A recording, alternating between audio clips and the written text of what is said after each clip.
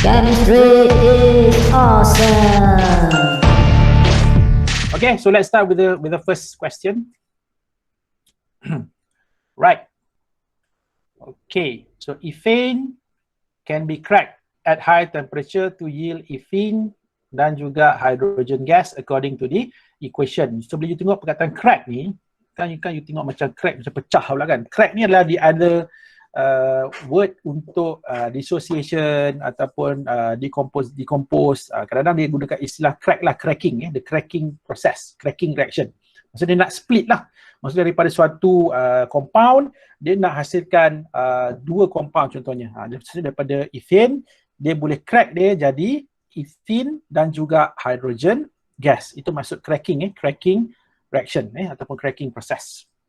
Okay, and then kita dapat kat sini the standard enthalpy of formation. Ini tak apa, ini semester depan you akan belajar lebih detail apa maksud standard enthalpy of formation. Apa yang penting kat sini, you tengok kat sini. Standard enthalpy of formation of ethene is positive. Maksudnya apa kelas? Delta H for this reaction adalah positif. Okay, itu maksud dia. Nama lain bagi delta H ni, nanti kau belajar dalam semester depan dalam topik thermochemistry, standard enthalpy of formation. Itu nama bagi this delta H, okay? Ataupun delta HF, itu standard enthalpy of formation, positif. Okay, and then dia kata kat sini standard enthalpy of formation of ethene is positive, whereas ethane adalah negatif. Maksudnya kalau forward ini adalah positif, tetapi reverse adalah negatif. Maksudnya apa? Maksudnya forward is endo ataupun exo plus. Kalau delta H is positif. Endo.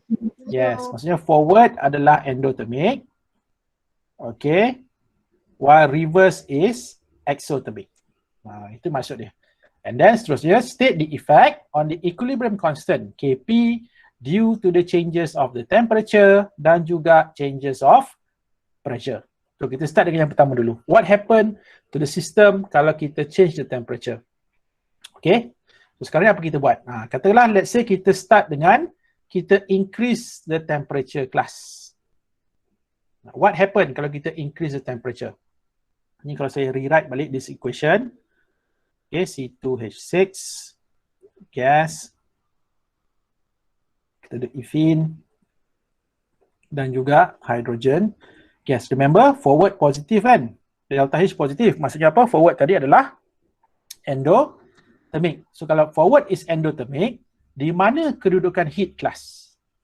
Where is the position of heat? Yes, heat is on the left side of the equation kat sini.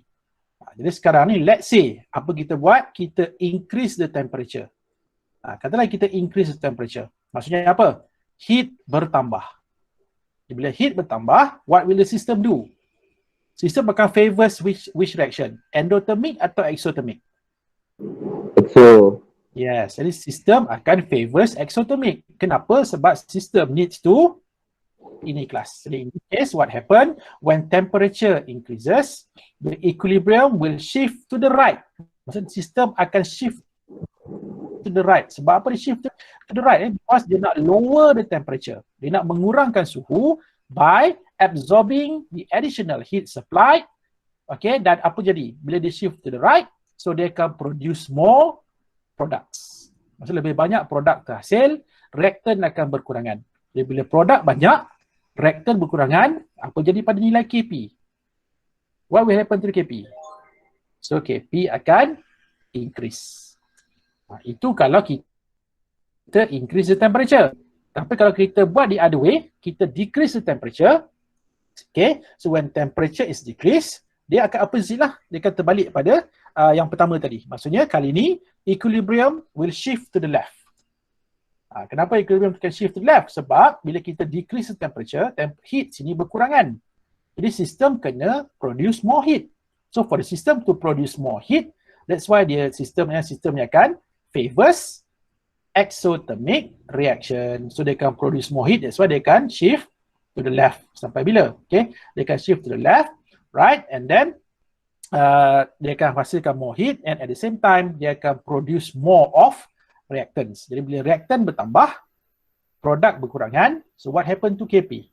So Kp akan decrease. Okay, Kp akan decrease. So ni ada macam mana temperature mempengaruhi temperature mempengaruhi equilibrium constant tadi, Kp. Okay, next, pressure.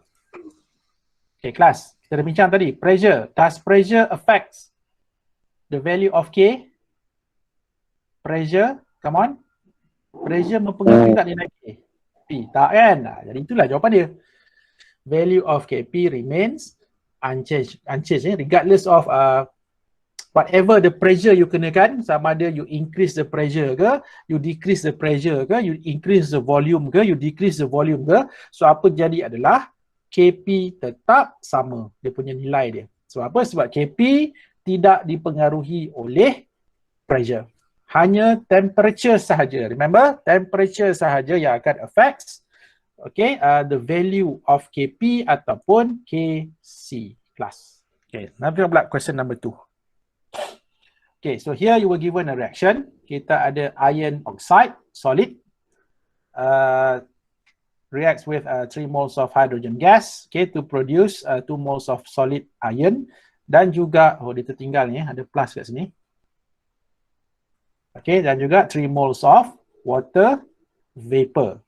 Okay, and then all of these species, all of these 4 species berada pada equilibrium.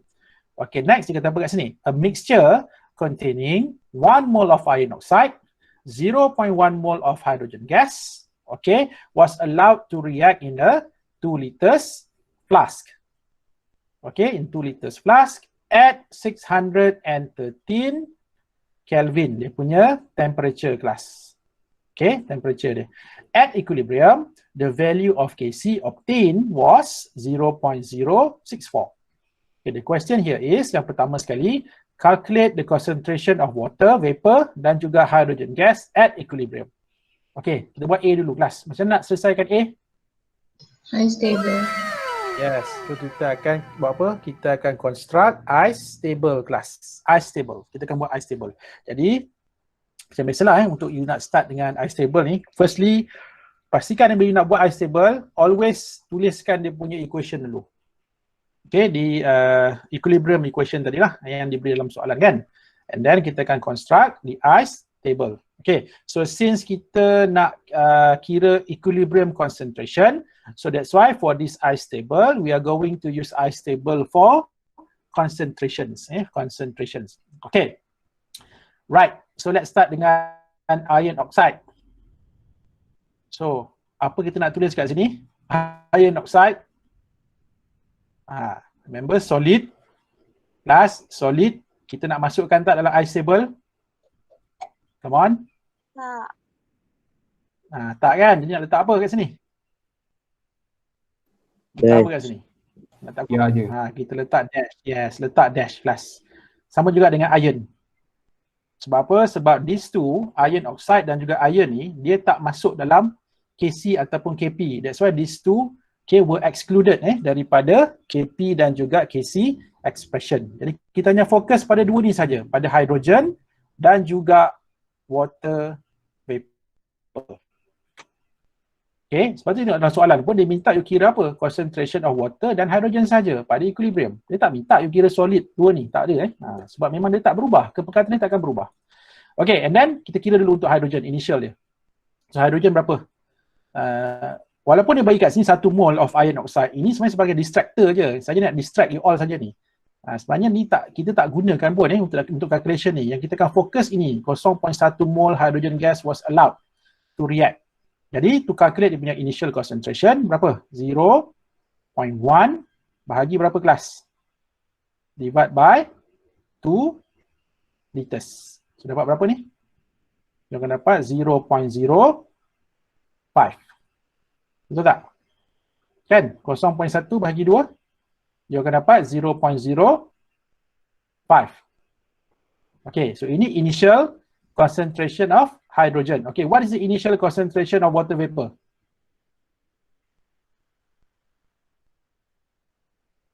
Berapa? Initial. Kosong lah. 0. Zero. Sebab water vapor belum lagi produce. Okay, belum lagi terhasil. Sebab tu initially water vapor dia punya concentration is zero. Okay, and then berlaku changes. Mula berlaku perubahan. Jadi in this case hydrogen akan starts to decrease because hydrogen is the reactant. Dia akan decrease sebanyak berapa? Minus 3x. Okay, dan untuk water vapor you akan dapat dia akan plus 3x.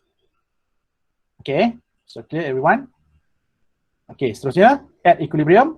So kita dapati the concentration of hydrogen gas at equilibrium is 0.05 minus 3x. While untuk water vapor you akan dapat 3x.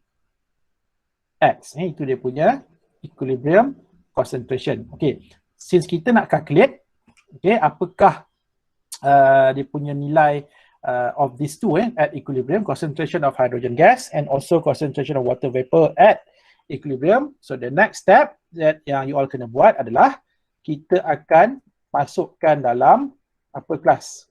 K C kan? Ya, kita akan masuk dalam KC. So sekarang kita tahu KC okay, dah diberi 0.064 dan kita tahu KC sama dengan apa? KC sama dengan concentration of water vapor cube to the power of 3 divide by apa? Concentration of hydrogen gas okay, to the power of 3 juga, kuasa 3. Dan kita tahu nilai ini adalah equals to 0.064 kelas. Okay, lepas tu kena buat apa? Kan kita tahu kan ini adalah nilai pada equilibrium, betul tak? Nah, kita dah kira tadi kan, berapa concentration of water vapor at equilibrium equals to 3x. Cube like this. Okay, and then untuk hydrogen gas plus berapa tadi? 0.05 minus berapa? 3x, betul? Kuasa 3 equals to 0.064.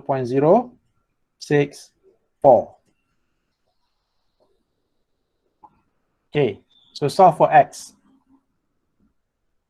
Ya, cuba kira ni, berapa you akan dapat untuk x. A few moments later. Okay. Your value of x should be 4.76 times 10 to the power of negative 3 class. Dapat tak? Dapat. Dapat 4.76 kali 10 kuasa negatif 3. Okay, so once you dah dapat this value, okay, apa kita akan buat? Kita akan substitute x ni ke dalam concentration of hydrogen dan juga water vapor at equilibrium kan. Jadi boleh masukkan nilai ni, x ni dalam kedua-dua ni, you akan dapat apa? Untuk concentration of hydrogen gas. Okay, untuk hydrogen gas, kalau you calculate this, you should get 3.6 times 10 to the power of negative 2 molar. Okay, ini concentration of hydrogen gas at equilibrium. While concentration of water vapor at equilibrium, you akan dapat the answer should be 1.4 times 10 to the power of negative 2 molar. Okay, so this is the answers. Okay, inilah jawapan dia untuk concentration of hydrogen gas and also concentration of water vapor at equilibrium class. Okay, so nanti kalau ni kira balik lah, saya tak nak ambil masa lama nanti kan tak sempat untuk soalan-soalan lain So ni dah habis kita dah habis untuk the first question 2A. Okay, next. What is the value of Kp at 613 Kelvin? Okay, so kita dah diberi Kc, so sekarang kita nak kira Kp. Okay, ingat lagi tak formula kelas? Apa hubungan antara Kp dengan Kc? Kp equals to Kc times RT to the power of delta n. So kita akan gunakan this equation class. This equation to solve for Kp. To solve for Kp. Okay. So since Kc dah diberi dalam soalan. Okay, Kc dah tahu. R gas constant. And then temperature berapa? Temperature ni lah 613 Kelvin. You masukkan dekat sini. 613 Kelvin. Cuma sekarang ni berapa nilai delta N dia kelas? Itu yang kita nak kira dulu. What is the value of delta N? Delta N. Okay, cuba kita tengok Let's look at the equation ni, yang dekat atas ni. Okay, so sebelah product, ada berapa mole of gas? How many moles of gas on the product side? 3. 3 kan? Ada 3. Okay, 3 moles of gas. 3 moles. Okay, sebelah reactant, berapa mole? 3. 3 mole juga. Jadi, delta N ni berapa? So, 3 minus 3. Berapa you dapat? 0. Nasib baik 0. Senang nak kira kan, betul tak? Jadi maksudnya delta N adalah 0. Jadi kan you dah belajar apa-apa nilai to the power of 0 equals to 1. 1. Jadi apa maksud dia dekat sini? Jawapannya adalah Kp equals to Kc. Betul. Jadi maksudnya nilai Kp juga adalah 0.064. Nampak? Soalnya dia nak trick you all je kan. Benda sama je nilai dia. Okay. Sebab apa? Sebab delta N ni kosong. Senanglah you nak kira kan. Sebab tu nilai Kp dalam this case dengan Kc. Jadi sekarang you tahulah bila Kp akan sama dengan Kc apabila delta N dia kosong. Ataupun mole of gases on both sides adalah equal. Sama. Ingat kalau mole of gaseous products sama dengan mole of gaseous reactants on both sides. So kita akan dapat nilai Kc akan equals to nilai Kp. Okay? So boleh Sudah selesai. Soalan A dah selesai. Soalan B juga dah selesai. Okay. Kita pergi pula question C. Now let's move on to question C. Okay, so for question C, kali ni dia minta kita predict the direction.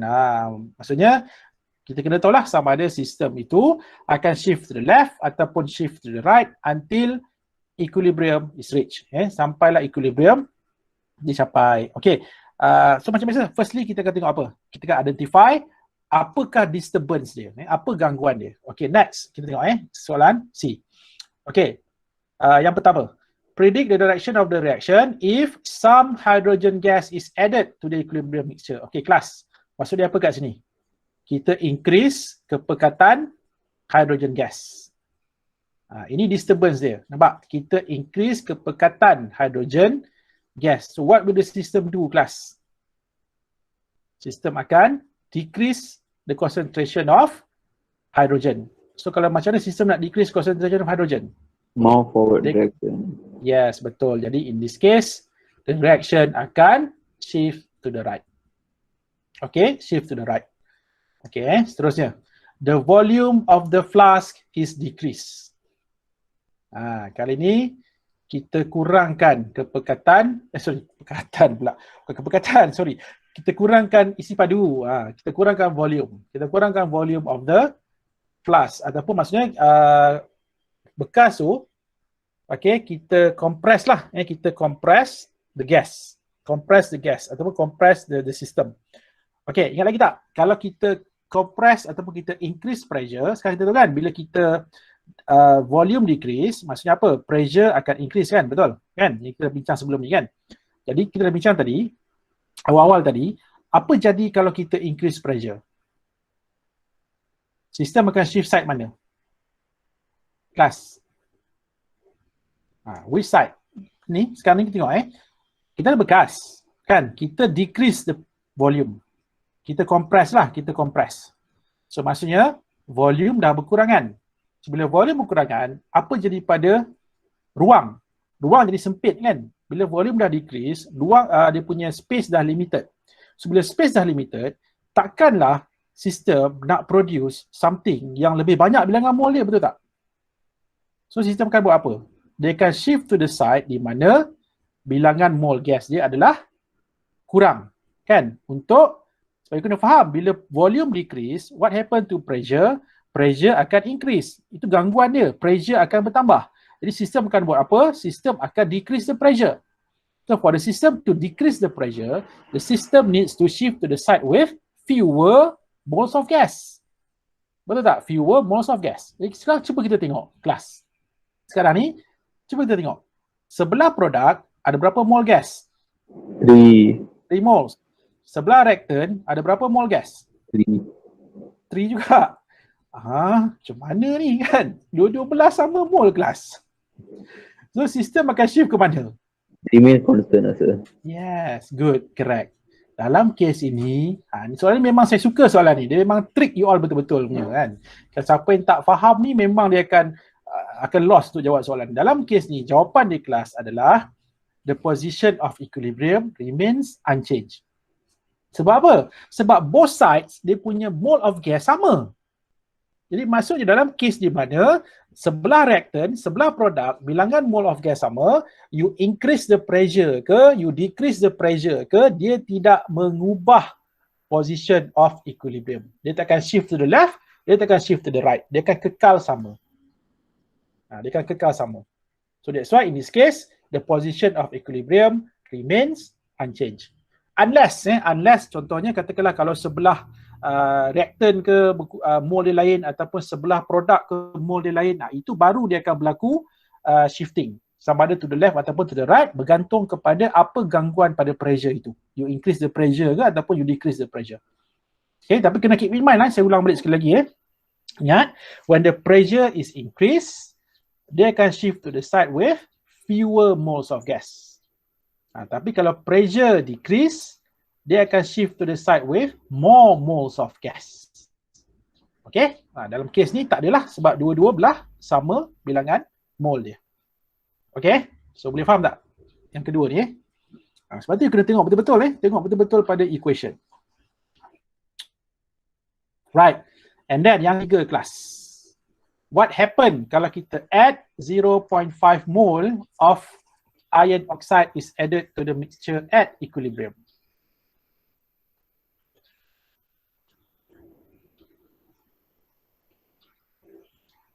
Come on. What happened? Reaction shift to the right. Reaction. In this case, come on, what happened?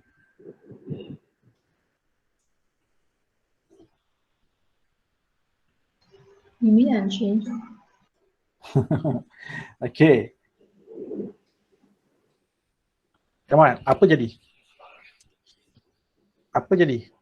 Ada yang kata dia akan remains unchanged. Ada juga yang akan kata dia akan berubah. So mana satu sebenarnya? Will not affect it will keep unchanged. Why? Kata won't affected. Because solid. Okay, betul. Solid. Lepas tu? Okay. Solid. Okay, betul. Solid. So, kenapa kalau kita add ini, ataupun kita increase bilangan kuantiti ni, so dia pengaruhi tak yang lagi tiga ini? Kelas.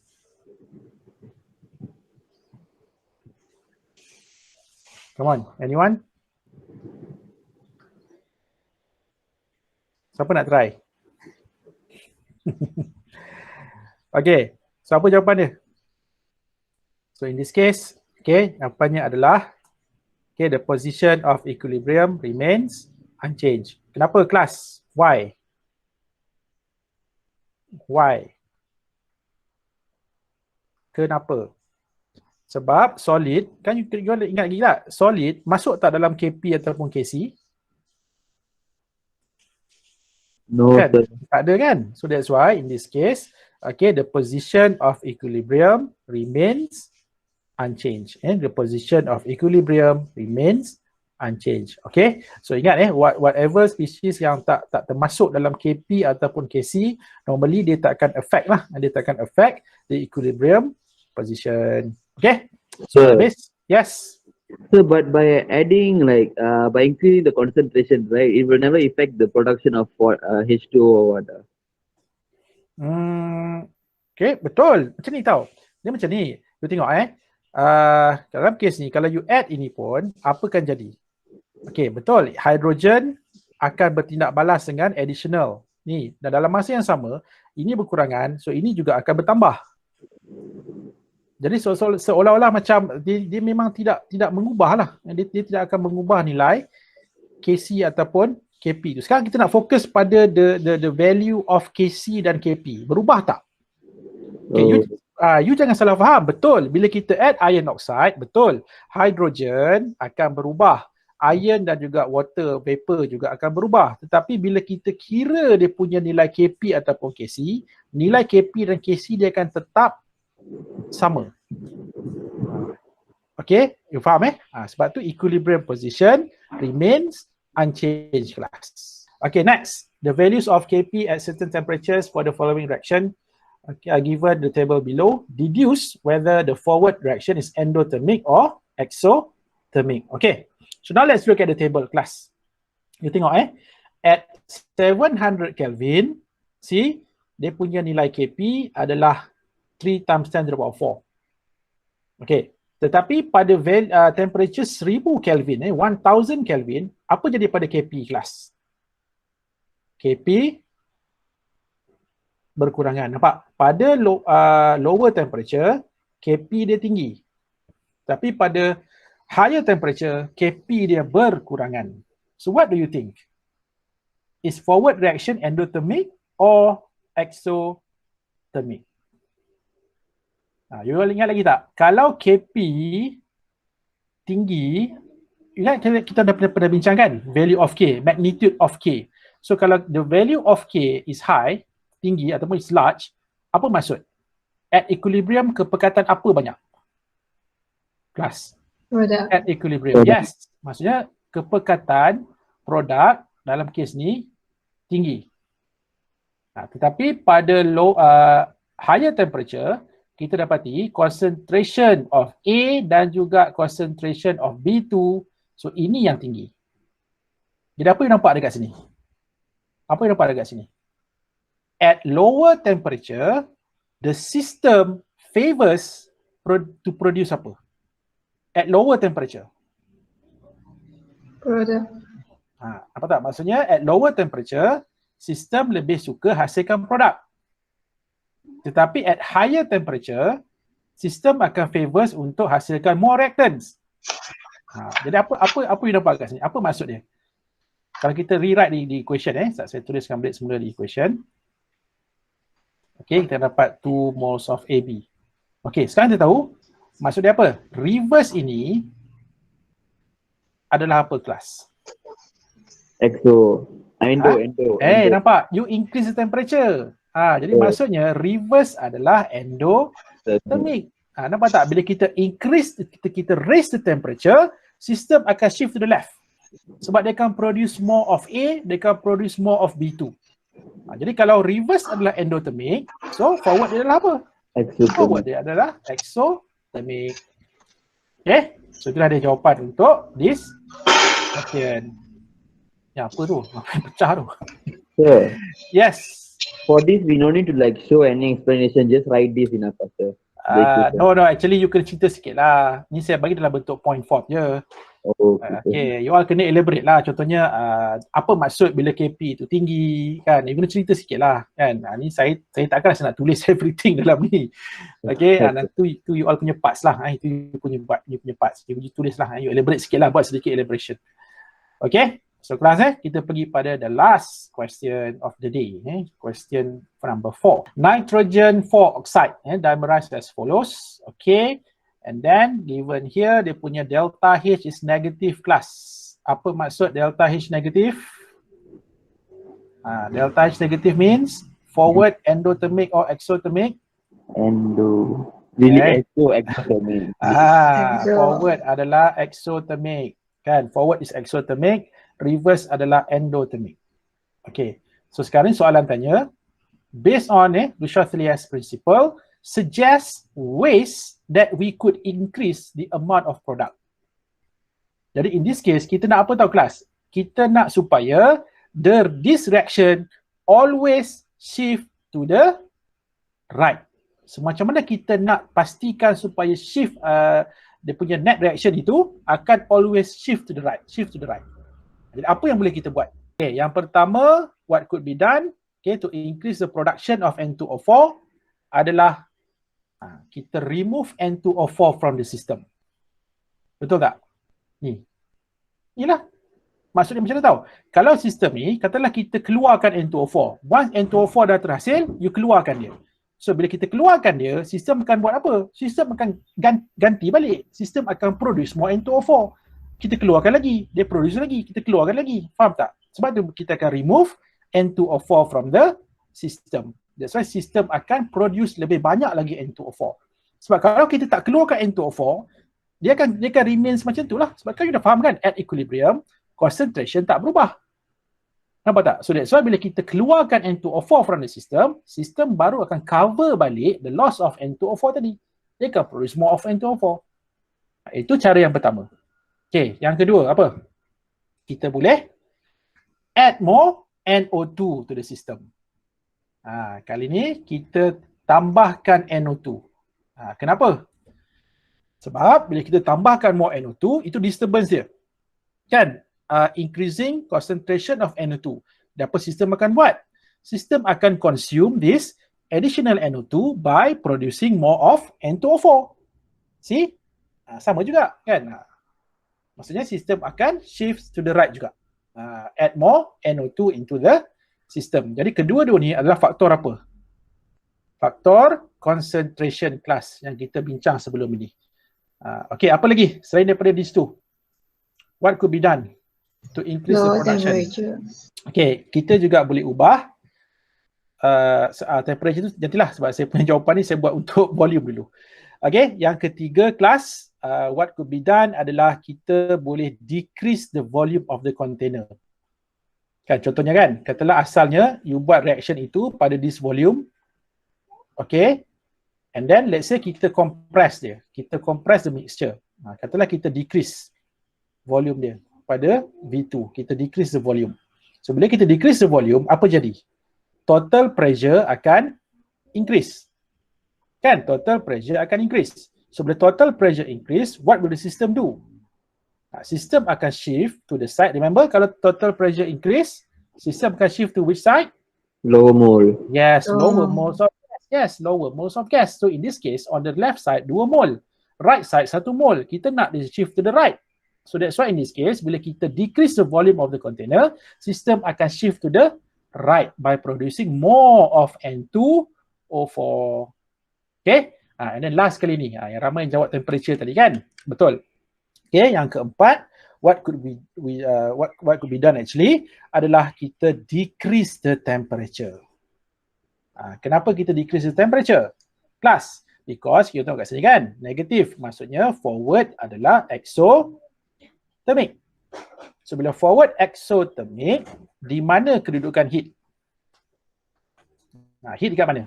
Right. Heat dekat sebelah kanan, betul. Heat is on the right side. Jadi sekarang ni, bila kita decrease the temperature, kita dah reduce the heat. Kan, reduce the heat. Jadi bila heat berkurangan, sistem akan buat apa? Sistem akan cover balik the loss of heat tadi by producing more heat. Jadi in order for the system to produce more heat, the system needs to shift to the right. So bila the system shift to the right, secara tak langsung dia akan produce more of N2O4. Okay? So inilah dia kelas. Okay, cara-cara untuk kita nak increase the amount of products. Okay? Right, so I think that's all untuk your tutorial 6.3. So kita dah cover the whole question. Okay, of your 6.3. So I think we are done. Kita dah habis lah untuk lesson hari ini.